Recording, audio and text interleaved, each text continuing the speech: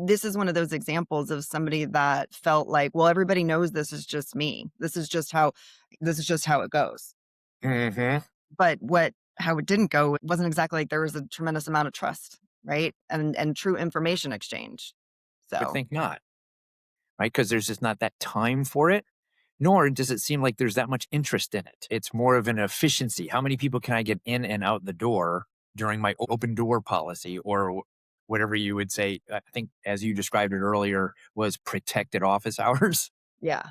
Sounds like they were office hours, but not protected. And I think the other thing, if you look at even social personas, you'll hear people describe certain personal brands as they seem approachable. You don't even know the person, but you get the sense that they are authentic. And Hmm. that's what this really comes down to is the authenticity in which we create space for ourselves and other people.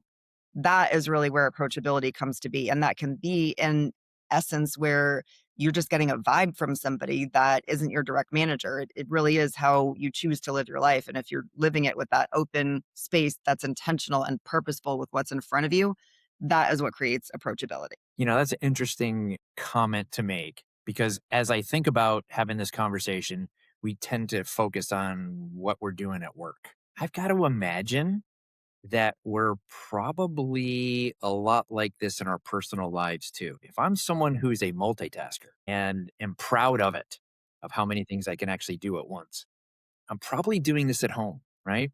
And I'm probably having the same type of relationship challenges. Yeah. If that's a leap we can make here, that I'm sending the same signals that if I'm trying to have a conversation with my spouse or better half, and I'm doing something other than directly speaking with that individual, maybe I'm checking my phone, maybe I'm making coffee, maybe I'm doing something that is preventing me from that one-on-one communication. I gotta imagine the same challenges arise at home as well as in work. I mean, think about when you were a kid, if your mom was making dinner or your dad was fixing the car. Did you feel like you could go into their space and ask them anything you need? Now, blatantly being rude and interrupting is very different, but if your dad were to be under the hood and you were to go Mhm. next to the car and you were to say, "Hey dad, I have a question about this."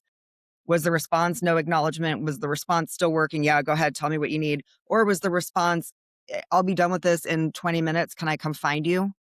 Or maybe it was they put the tools down and they turn around and face you and the car can wait, right? There's a lot of different Mhm. ways that even as kids, we grow up understanding what approachability is or isn't based on our environment and how we were taught it.